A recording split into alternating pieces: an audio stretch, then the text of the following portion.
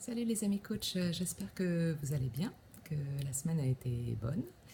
Euh, une nouvelle petite capsule pour aller un cran plus loin.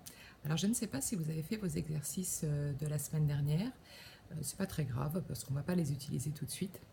Je vais vous demander de les compléter par un autre exercice à la fin de la vidéo. Donc on va les garder au chaud. Et puis ceux qui sont en retard, ils pourront nous rattraper comme ça.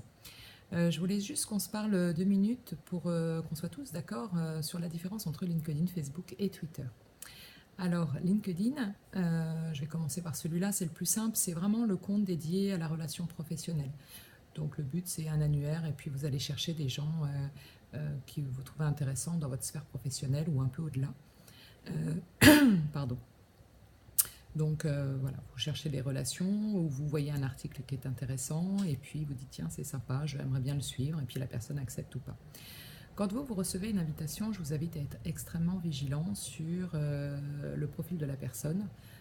N'acceptez pas systématiquement toutes les offres, allez voir si l'expérience est véridique puisque LinkedIn c'est un réseau social donc il est chassé également par les malveillants et donc il faut être vigilant là-dessus. Là-dessus, sur LinkedIn, vous pouvez diffuser des articles professionnels, les vôtres, ou des articles qui vous inspirent dans un domaine professionnel donné.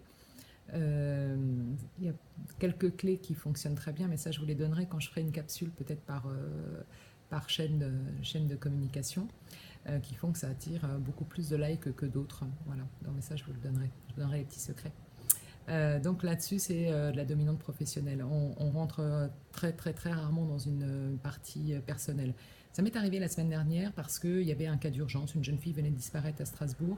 Il fallait absolument diffuser son avis de recherche. Donc on a été sollicité pour ça. On l'a utilisé parce qu'on sait à quel point l'information se diffuse massivement et à grande vitesse. Donc ça, c'était vraiment l'intérêt. Mais sinon, ça ne se fait pas du tout.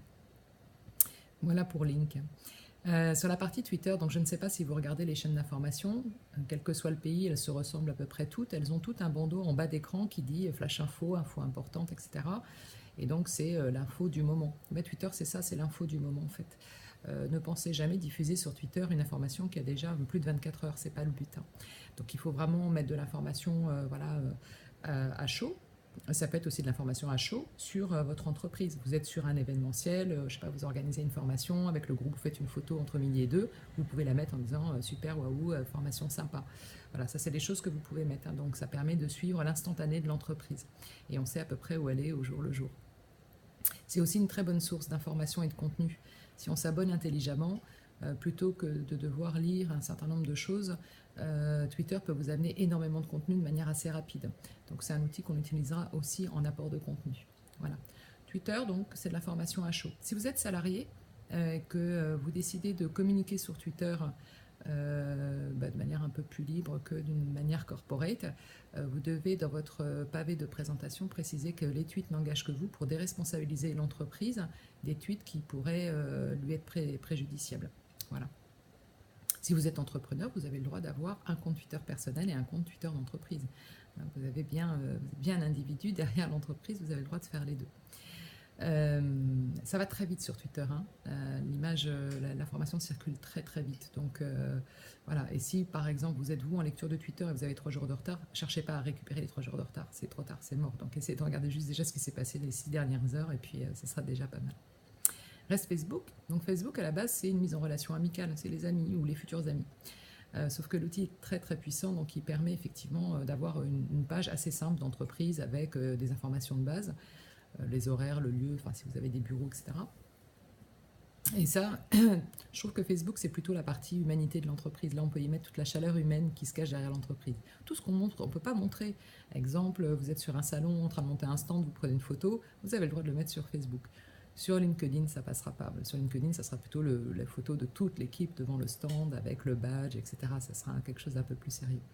En général, arrive sur Facebook plutôt un cercle de clients, je dirais amicaux, hein, ceux sur lesquels on n'a pas tellement de liens, de sympathie, etc. On les laisse sur LinkedIn et les autres, voilà, les clients gentils, sympathiques, etc. Ils aiment bien voir aussi cette partie-là. L'outil est beaucoup plus puissant que ça encore, puisqu'il permet de travailler sur de la publicité, sur de la recherche de prospects. Alors ça, c'est quelque chose que je ne maîtrise pas, mais que je vais apprendre cet été et que je vous donnerai évidemment comme truc et astuce, c'est que j'aurai l'information. On n'est pas obligé d'avoir les mêmes personnes qui soient abonnées à la fois sur le compte Twitter et en même temps sur la page Facebook et en même temps sur LinkedIn. C'est des profils différents et c'est même mieux, il vaut mieux avoir plein de gens qui ont des profils différents. Néanmoins, on a des gens qui aiment bien nous suivre sur les trois. Donc ça veut dire que quand on va communiquer, ça sert à rien de communiquer la même information sur les trois chaînes parce que les gens vont le voir trois fois et puis ça va les lasser aussi un petit peu à un moment donné. Alors vous allez me dire, c'est pas très grave. Si, c'est grave dans un sens parce que quand on voit trois fois la même chose, au final, en fait, on n'ouvre aucun des trois.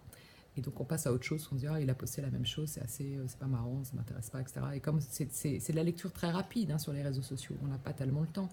Donc il faut vraiment bien cibler le bon message sur la bonne chaîne de communication. C'est mieux que de faire trois diffusions simultanées. Vous allez perdre de l'impact en termes de communication. À chaque fois sur les trois, comme je vous l'ai dit tout à l'heure, mais ça c'est vraiment important, vérifiez n'acceptez pas les invitations sans vérification. N'hésitez pas à retirer les malveillants, il y en a beaucoup qui se baladent. Alors là, je prends une casquette un peu assureur, parce que je l'étais aussi. N'hésitez pas à vérifier ce que j'appelle moi votre e-réputation. Moi je vais régulièrement sur Google, je tape mon nom et je regarde ce qui ressort en images, etc. Je vois, voilà. Alors certaines compagnies d'assurance, je ne citerai pas lesquelles, font aussi de la protection à la e-réputation. Moi je suis protégée sur de la e-réputation, ça veut dire que j'ai un contrat qui me permet, si vraiment j'avais une attaque massive ou diffusion malveillante, photos truquées, etc., qui permet notamment de faire du nettoyage, etc., pour mon compte. Voilà.